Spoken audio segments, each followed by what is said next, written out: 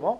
Et puis on peut se donner quelques moments d'échange, quitte à revenir sur d'autres toiles à certains moments, si vous le souhaitez, qui étaient là.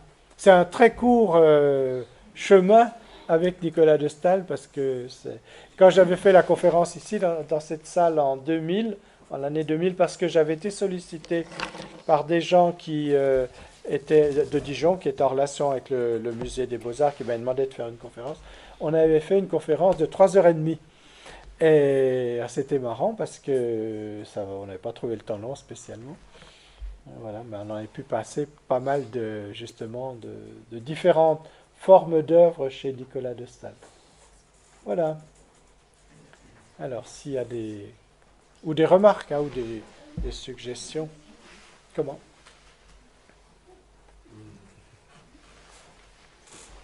Je récupère mon verre. Ou vous, comment est-ce que vous percevez? Parce que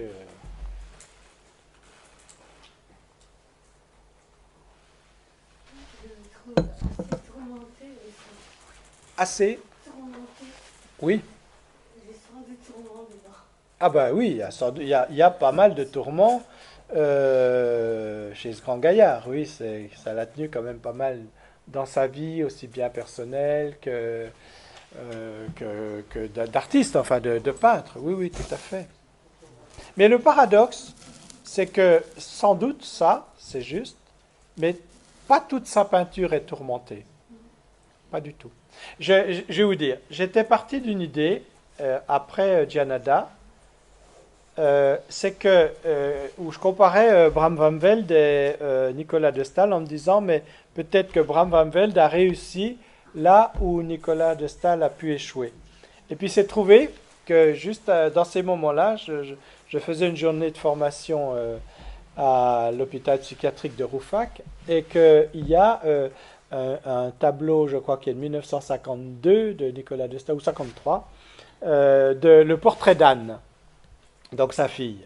Oui, parce qu'alors, pour vous faire le lien de parenté entre Dubouchet et Staël, c'est que André Dubouchet a eu pour deuxième compagne Anne de Staël, dont est née Marie Dubouchet, qui a écrit d'ailleurs un petit livre sur l'œuvre de son grand-père, Nicolas de Staël, qui est dans la collection, la petite collection Gallimard, qui est pas mal. Il n'est pas génial, mais il est pas mal. En revanche, ce qu'a écrit Anne de Staël sur l'œuvre de son père, en général, ça tient drôlement la route. Hein. C'est vraiment, elle a écrit une œuvre poétique sur la peinture de son père.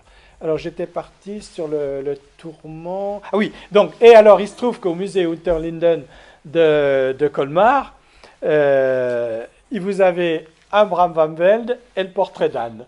Et quand j'ai vu les deux, je me suis dit non, mon truc il tient pas, parce que d'abord c'est pas évidemment la même peinture, hein, mais il y a le portrait d'Anne, c'est un portrait. Alors je crois qu'elle avait 6 ou 7 ans je crois, et c'est un portrait tout en mouvement. On voit Anne marchant, sa fille, qui est très très en mouvement.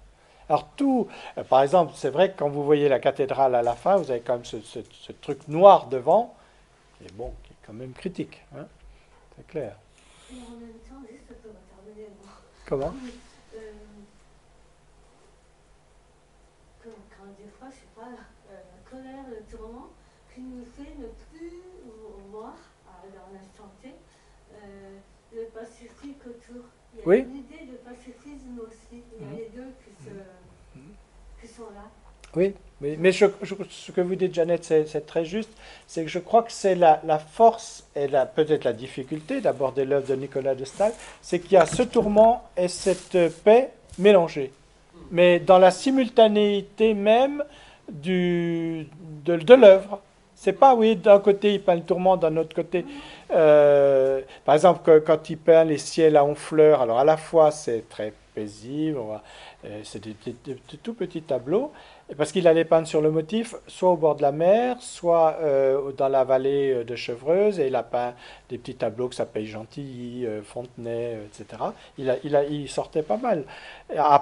Mais alors, aussi, c'était un peintre qui peignait beaucoup la nuit, à la lumière électrique. Ces grands tableaux, il a peint dans son atelier à Paris, rue Gauguin, il travaillait presque nuit et jour. C'était un fou de travail, mais il était complètement immergé dans la peinture. Et Anne de Staël, sa fille, dit à un moment donné, on l'a vu partir en nageant. Il nageait beaucoup, d'ailleurs, il y a René Char qui écrit un poème qui se rapporte à cela. Elle dit, elle était jeune fille quand elle a vu cela, elle dit, mais on avait l'impression qu'il allait partir et ne jamais revenir. Et elle dit, mais de fait, il n'est jamais vraiment revenu, quoi. Ça me fait penser au monde un peu d'autisme aussi. Oh, Au monde d'autisme, les enfants autistes.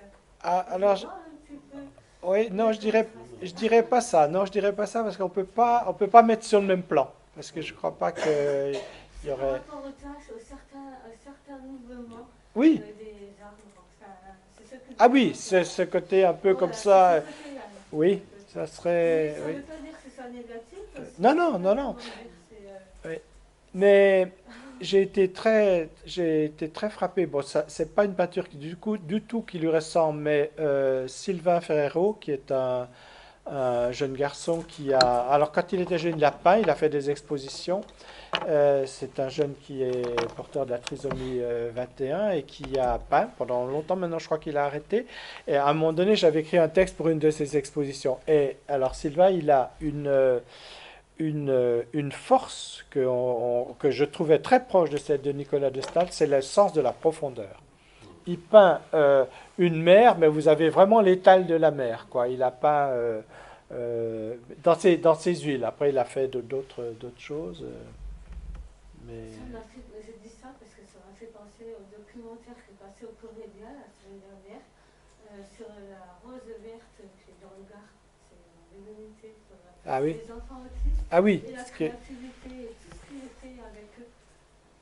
oui, Et oui, entre comment dire, la rage, la colère, les moments lumineux, hmm, tout s'enchevêtre à deux moments. Enfin, oui, on peut, on s'entrecroise. peut on peut tout à fait trouver ça. Et c'est le ressentiment.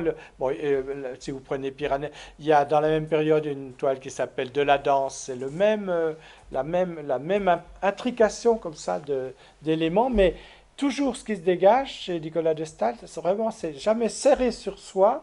C'est toujours dans cette ouverture, un peu comme la profondeur des paysages de montagne chez Dubouchet, quoi. C'est très frappant. Ouais. Encore une ou deux remarques.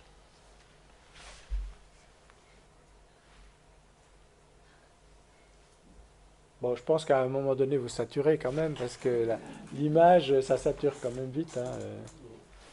On peut revenir à un ressentiment. Ouais, ouais, tu peux revenir, Pierre, à un sentiment? Voilà, ça, c'est la route d'Uzès, ça, c'est... Est-ce que c'est lui, oui, Alors, ressentiment, et je crois que, je suis pas sûr que c'est lui, mais il l'a agréé. Il était d'accord. Oui, parce que lui il mettait composition, souvent c'est les marchands qui souvent donnaient un titre. Alors, comme il était assez pointilleux quand ça lui plaisait pas, il fallait pas le lui faire. Donc, je pense qu'il râlait, mais oui, dis voir. pour cette idée justement de profondeur et de presque de mise en abîme Absolument. de profondeur. Moi, je trouve ce tableau absolument extraordinaire Ah oui, oui, oui. de tous ces plans et de tout ce que tu as écrit dessus, que je trouve assez fabuleux, bon, parce qu'effectivement, il y a tout ça. Ah On oui. voit dans le premier mouvement, on voit uniquement Des bars. des arbres, Ouais, des bars, ouais. enfin, des bars, Des des trucs arbres. nus. Ouais. Et puis petit à petit, et je trouve que ce que tu évoques de la peinture de Nicolas de Staël, c'est tout à fait ça. On est devant un tableau et au bout de 3 minutes, de 5 minutes, de 10 minutes, on voit tout à fait autre chose. Enfin, ça s'ouvre effectivement Oui, oui. sur quelque chose d'infini pratiquement. Ça, Ouais. j'ai toujours trouvé ça. Mais il y a tout à fait, comme tu dis, c'est vraiment vers une mise en abîme. C'est aussi ça. La cathédrale aussi. Alors la cathédrale est beaucoup moins touffue au niveau de l'épaisseur, mais il y a un moment donné, vous entrez dedans. Enfin, c'est très, très Le frappant. sentiment, il évoque bien là, Oui, la oui, oui. présentation là avec mon voix, Non, non, ce là, sentiment, oui, on non, le là, voit. la photo de la cathédrale est très mauvaise. Parce que vous avez justement, par rapport, vous voyez, à ce que vous disiez, Jeannette, à la fois il y a le tourment, Alors, on le voit à la barre devant, hein, quand même, c'est pas...